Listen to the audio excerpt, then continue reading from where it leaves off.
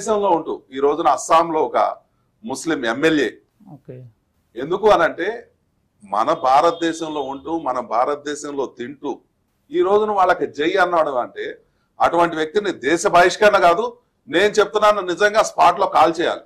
అలాంటి వాళ్ళు జై అంటే మనం కూడా నై అనాలి. అప్పుడు నై కాదండి, వాళ్ళని కాల్ చేయాలి స్పాట్ లోనే.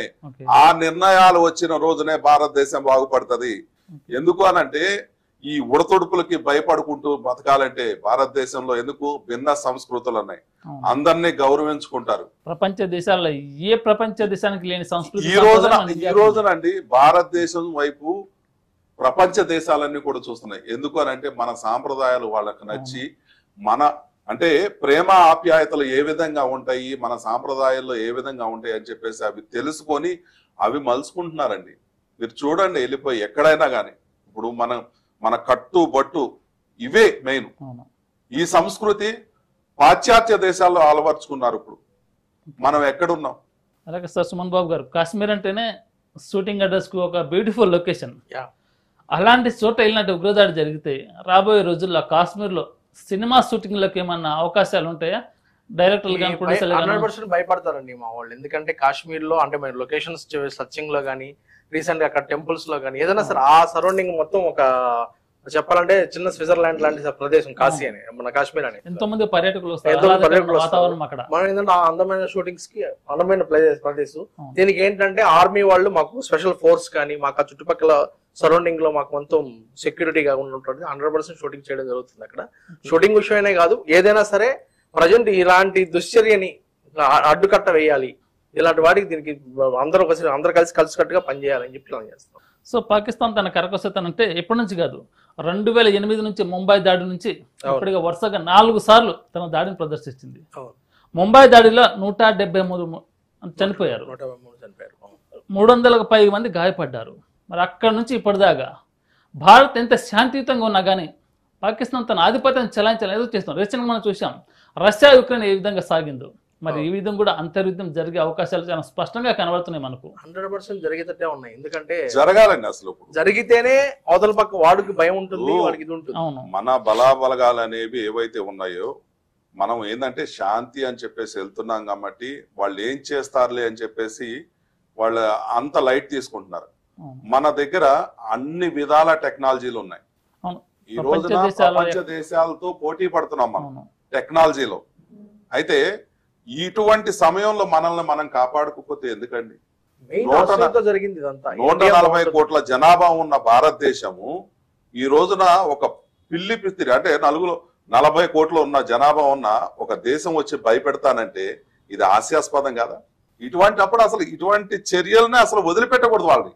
ఇప్పుడు గనక బుద్ధి చెప్తేనే ప్రతి ఒక్కళ్ళకి ప్రపంచంలో ప్రతి ఒక్కళ్ళకి ఇది ఉంటది. నిన్న మోడీ గారు చెప్పింది అదే మాట, ఒక మాట చెప్పారు, బీహార్ వేదికగా చెప్పారు, నిన్న చెప్పారు, అది అమలు చేస్తారు.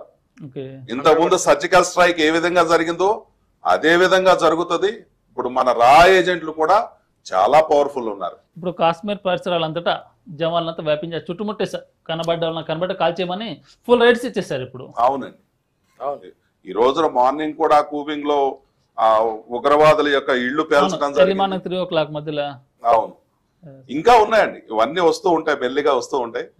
కానీ ఈ చర్యనైతే మాత్రం దుర్మార్గమైన చర్య అండి. ఎందుకనంటే ఒక అమాయక ప్రజలండి 28 మంది ప్రజల్ని మట్టు పెట్టారు అని అంటే అసలు నిజంగా ప్రపంచ దేశాలు ఏం చేయాలంటే అటువంటి వాళ్ళని అసలు వ్యతిరేకించాలి, వారికి అన్ని విధాలా బంద్ చేయాలి, వరల్డ్ బ్యాంక్ నుంచి ఫండ్స్ కూడా రానియకుండా చేయాలి. అప్పుడే వాళ్ళు దారిలోకి వస్తారు. ఇప్పుడు పాకిస్తాన్ అనేది డెవలప్ అవ్వని కంట్రీ, డెవలప్ కాలేని కంట్రీ. ఎందుకంటే వాళ్ళకు వచ్చిన ఫండ్స్ మొత్తం ఉగ్రవాదాన్ని మేపడానికే సరిపోతుంది ఆ ఫండ్స్. అవునండి. మరి ఇండియన్ ఎకనామీ చూస్తుంటే చాలా ప్రపంచ దేశాలతో పోటీపడే ఎకనామీ మంది. అలాంటి వాళ్ళు మన మీద ఏ విధంగా ఆధిపత్యం చెలాయించాలనుకుంటారు? అసలు వాళ్ళకున్న సోర్స్ ఏంటి? అసలు ఇది ఏదైనా దొంగ దెబ్బ తీయడమే, స్ట్రైట్ గా రాలేరు వాళ్ళు. 100% స్ట్రైట్ గా వచ్చేసి ఛాన్సే లేదు. ఏదైనా సరే దొంగ దెబ్బ తెలిసి మనలో కలిసి కొంతమంది కలిసి కట్టుకు ఎవరెవరు సపోర్ట్ తీసుకొని చేస్తారు వాళ్ళు 100%. దొంగ దెబ్బ తీయడం తప్ప వేరే దారి. ఇంకోటి ఏంటంటే అండి వాళ్ళకి ఈర్ష్యతో చేస్తున్న ఈ దానం. ఇంకొకటి ఇక్కడ ఏంటంటే మన భిన్న సంస్కృతులు ఉన్నాయి కాబట్టి ఇక్కడ మతాలను రెచ్చగొట్టి ఆ విధంగా వాళ్ళు మళ్ళా మనల్ని భారతదేశాన్ని విడదీయాలన్న ఉద్దేశంతో వాళ్ళ ప్లానింగ్ నడుస్తుంది. అంతకు మించి వేరేదేం లేదు. ఎందుకంటే జమ్మూ కాశ్మీర్ అనేది హైలో ఉంటది. అయితే ఈ సింధు జలాలు అనేవి పాకిస్తాన్కి సగం వెళ్తాయి. 70% సింధు జలాలు వెళ్తాయి. అయితే ఇక్కడ ఏంటంటే వాళ్ళకి జీవనాధారం ఆ సింధు జలాల మీదే ఆధారపడి ఉంది. ఇప్పుడు ఏదో ఒక విధంగా ఆ జమ్మూ కాశ్మీర్ వరకు ఏదైతే ఉందో దాన్ని వాళ్ళు లాక్కోవాలి. ఈ విధంగా లాక్కొని ఏ విధంగా చేస్తే వస్తుంది? ఇట్లా మత ప్రాతిపదికన గొడవలు పెట్టి ఇది చేస్తే, ఇప్పుడు జమ్మూ కాశ్మీర్ లో మొన్న జరిగింది, పహల్గామ్ లో జరిగింది. కానీ ఆ గుర్రాలు నడిపే సోదరులు ఎవరైతే ఉన్నారో డోలీలు కట్టుకునే వాళ్ళు కొంతమందిని, అంటే అక్కడ మతాన్ని చూడలా, అందరూ కూడా పరిగెత్తుకుంటా వాళ్ళ భుజాల మీద వేసుకొని ఆ డోలీల్లో నడిపించుకుంటా తీసుకొని కాపాడుకున్న వాళ్ళు చాలా మంది ఉన్నారు. అయితే అంత ప్రేమ భావంతో ఉన్న వాళ్ళని ఆ మత కలహాలు పెట్టేసి ఆ కొట్లాట్లు పెట్టాలని చెప్పేసి ఉద్దేశంతోనే ఇవి చేయటం జరుగుతుంది. ఎందుకు అని అంటే వాళ్ళు డైరెక్ట్ గా యుద్ధం చేయలేరు, చేసినా గెలవలేదు. ఎందుకంటే వాళ్ళ ఆర్మీ చాలా తక్కువ. సో ప్రపంచ అణ్వస్త్రాలు ఉన్న మన దగ్గర. సో ఇప్పుడు అందుకొని వాళ్ళు ఏంటంటే ఏదో ఒక విధంగా చేయాలన్న ఉద్దేశంతో మొన్న ఆర్మీ చీఫ్ ఒక 10 days బ్యాక్ ఏమో పాకిస్తానీలందరికీ బయట ఎవరైతే ఉన్నారో వాళ్ళందరినీ కలిపి మీటింగ్ పెట్టడం జరిగింది.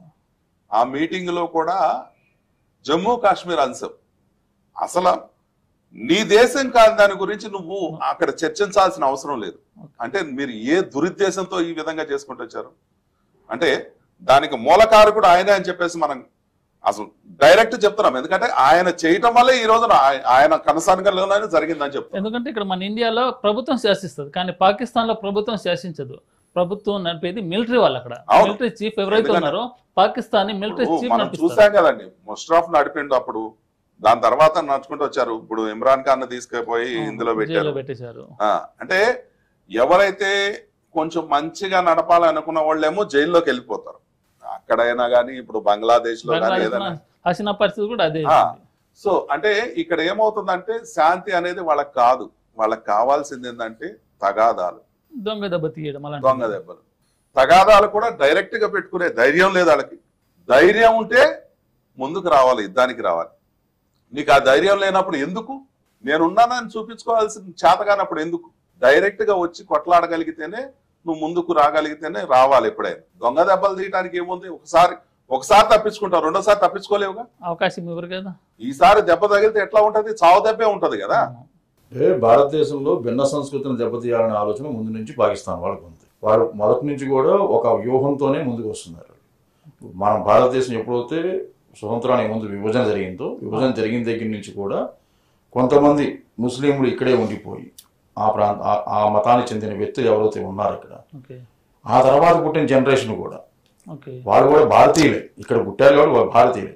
కానీ వాళ్ళలో భారతీయత అనేది లేదు. వాళ్ళలో ఎక్కడో భారతీయత కొరవడింది.